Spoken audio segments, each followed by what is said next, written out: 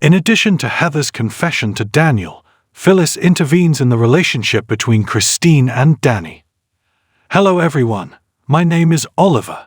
Welcome to my channel. Before starting the video, please go ahead and hit the subscribe button and give this video a like up. Chance is informed by Summer at Crimson Lights that they have the option of applying for a rain check in the event that he is unable to join her for dinner tonight. As he was escorting her out of the room, he mentioned that he was starving and that a dinner would be wonderful. While at Society, Chance takes a peek at the menu and reassures Summer that he does not require a strategy to cheer him up. According to her, he is denying the truth and putting off processing the information. Although he acknowledges that he was taken aback by Sharon's decision to end their relationship, he yet believes that it is most likely for the best. There is no doubt in Summer's mind that something so sudden must be painful. Chance claims that they are friends and that there was no resentment or cheating between them. They will eventually get over the awkwardness of the situation. Summer is making an effort to accomplish that with Kyle, particularly for the sake of Harrison. In light of the fact that they have a lengthy history and a lot of suffering to overcome, Chance believes that this is a completely different circumstance. In his advice, he says, "It just takes time. In order to move forward, you need to determine what the future holds." During their conversation, Summer reminds him that they are there to cheer him up, not her, and proposes that they start the drinks. As soon as the wine is delivered, Summer interrogates Sharon for additional information behind their breakup. She asks Chance if he is willing to expose his innermost thoughts, but he would rather discuss anything else. He expresses his gratitude to her for all of the fashion advice she provided. On the other hand, Summer makes a joke about how he will have to trust her judgment in everything going ahead. "Clearly, I do not have any other option," he admits. Summer and Chance go outside, where they, despite the chilly weather, continue to engage in some light conversation regarding his clothing items. Summer tells him that this was fantastic, and he agrees. They ought to do it once more in the near future. On the terrace of Crimson Lights, Nikki meets with Lauren, who brings her a sense of relief because she agreed to meet with her. Lauren interrupts her just as she is about to start babbling around with excuses. "The only thing that I require information on is whether or not you have started drinking again," she says. As Nikki takes a seat, she assures Lauren that she has not experienced a drop since the previous evening. It was a stressful situation, and she gave in to temptation. The situation is now over.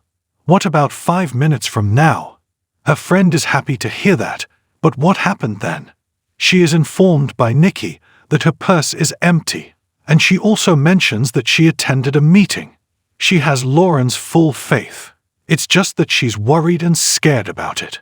Nikki is resolute in her goal to outdo this, and she will do everything in her power to ensure that something like this does not occur again. That Nikki has been going through some difficult times is something that Lauren is aware of. Despite the fact that she is aware of her enormous strength and pride, she did not see any of those qualities in herself last night. Nikki says that this is the reason why she wanted to meet her the night before, and she requests that she cover for Victor. Certainly, Lauren is certain that he was aware of the horrific event that had taken place. It was a real nightmare to feel completely helpless, and no one should ever feel that way. She remembers Fen going through his addiction, and she says that it was a living nightmare. The last thing that Nikki wants Victor to experience is that feeling. Despite the fact that she is choked up, Lauren reassures her that she has nothing but compassion for her because of what she went through with her son, and that she will provide her with any help that she can. A commitment is made to her to call her so that she does not have to suffer alone, and she asks her to refrain from allowing her family to suffer any further than they have already. Despite the fact that Nikki is grateful for her assistance, she wishes that she would never be forced to accept her offer of assistance. The deal is still valid. The question that Nikki poses is, with all that support, how can I fail? Both Nikki and Lauren discuss the fact that Seth is always there for her. According to the Newman, she was fortunate enough to locate a sponsor. During the years that they attended meetings together, she was relieved to finally be able to call on him. Like Neil and Catherine, Lauren makes the observation that they have a mutual understanding of one another. According to Nikki, not having first-hand experience with addiction makes it nearly impossible to comprehend the concept of addiction.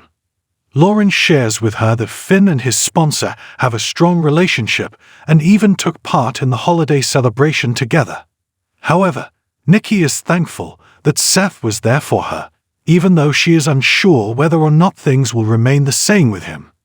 Right at that moment, Seth steps in. Nikki takes a moment to stand up and express her gratitude to him for everything he accomplished the previous evening. He was happy to be of assistance, and he is pleased to see that she is doing so well today. He is there to ensure that she remains steady. During today's meeting, she did not see him by any means. Her sponsor yawns and says that he is feeling a little under the weather and is on his way to a meeting that is running late. When Nikki needs to get in touch with him, he tells her that he is only a phone call away. After Seth has left, Nikki inquires of Lauren whether or not he appeared to be in good health. Exasperated by the fact that Danny is not quickly responding to her SMS, Phyllis paces around in her suite within the apartment. She is under the impression that he is with Christine, and she is certain that the attorney is making fun of her at this same moment in order to make herself feel better. It is not going to work out that way. She makes a solemn vow. I pledge that I will never, ever allow the bug to come between me and Danny again. During the time that she is searching through her drawers for the appropriate lingerie, she whispers to herself that he is not giving her any other option, but she doesn't seem to mind at all. When she has determined that the knickers she is wearing is appropriate, she tops it up with a trench coat. Together with his father, Daniel discusses Lucy's pop rock music while they are at Daniel's house. In a light-hearted manner, Danny admits that he is rather surprised that he is not on it. He is certain that she is a fan of his. When Danny asked for it, he wasn't simply trying to make her laugh. He found it to be quite enjoyable, and he believes that in order to be inventive, one must always be on the leading edge. As Danny's phone begins to flood with text messages, his kid concludes that these messages must be from Christine because they are so numerous. It is only she that has the ability to make him grin as much as he does. Danny laughs in an odd manner. This is interrupted by Lucy, who announces that she is hungry. Due to the fact that she is wanting grilled cheese, her father offers to phone for takeaway, but she declines his offer. Her grandfather, who is leaping up, offers to take care of that for her. The idea is rejected by her, and she asserts that she prefers it to be prepared by her mother. In a text message that she sends to Heather, she announces that she is already working her way over. After ensuring that everything she requires is there in the kitchen, Lucy dashes off to check. Both Danny and Daniel must be under the impression that whatever it was merely occurred extremely quickly. Danny asks his kid if he is pleased that Heather is on her way over, and he makes the observation that she appears to be spending the same amount of time there as she does at her own residence. As a result, how does he consider that? Daniel tells him that if he is attempting to imply that something is going on between them, he is completely mistaken. He does this while crossing his arms. On the other hand, he has the impression that their daughter is conspiring to accomplish something. Danny is certain that Lucy is simply adjusting to her new circumstances and is experiencing conflict as a result of her parents' decision to divorce while they are still living in the same town. In light of the fact that they are now spending so much time together as a family, it must be comforting. To tell you the truth, the fact that you and your mother are back in town is not at all reassuring. Honestly, it's a little bit terrifying, Daniel teases. Heather appears and Phyllis continues to send Danny texts while she is there. There is a response from him, and he agrees to meet at the jazz lounge. He then jogs off while announcing that he will be back. Daniel extends his apologies to Heather for the fact that their daughter lured her to that location. At the same time, she gives him the assurance that their daughter is not taking advantage of her. In light of the fact that these days are not going to endure forever, it is her delight to provide her with what she desires. He narrows his eyes. Lucy enters the room and announces that they do not have any cheese. Her recommendation is to eat bananas and peanut butter. After that, they enter the kitchen. Following the consumption of hot chocolate and marshmallows, Lucy retires away to her bedroom. Daniel is adamant on taking care of the dishes, even though Heather proposes that she wash them. Because he gave up everything in response to their daughter's wish, he owes her nothing. Both of them are in agreement that she is using them as putty. Daniel gets the impression that she enjoys them all getting together again, just like they used to do in the past. It seems to Heather that she is not the only one experiencing this. She believes that he is already aware of it, but she is experiencing a rekindling of her feelings for him. Danny goes to the jazz lounge to hang out with Phyllis. She wants him to play that song that was inspired by her at the same time that she has cocktails waiting for him. Despite the fact that he has not yet completed the lyrics, she is eager to listen to the music. At the same time that it makes her feel attractive, it also gives her the confidence that everything will turn out the way it should. "Would you kindly ask?" she inquires. After ascending to the stage, he begins to play the instrument. She is recording it on her phone by the time he is playing. Christine is shown sitting at the bar of the athletic club, shaking her head as she watches the video that Phyllis has uploaded to the website. Once Danny has finished his song, he returns to the jazz lounge and rejoins Phyllis at the table. He then inquires as to whether or not Tucker has been causing her additional difficulties. The only thing he is aware of regarding Tucker is his legendary reputation. When she declares that she does not see a future with McCall, she tilts her head to the side. In contrast to Danny, he does not manage to completely captivate her. She starts pulling at the lapels of her coat and forcing her cleavage out, claiming that it is hot that she is doing this. She begins to adjust herself after allowing the coat to go down to the point where her bra is completely visible. As she continues to talk about the intensity that they shared, Danny begins to make a faceless expression and stare at her. Even though he recalls it, he claims that it wasn't all positive.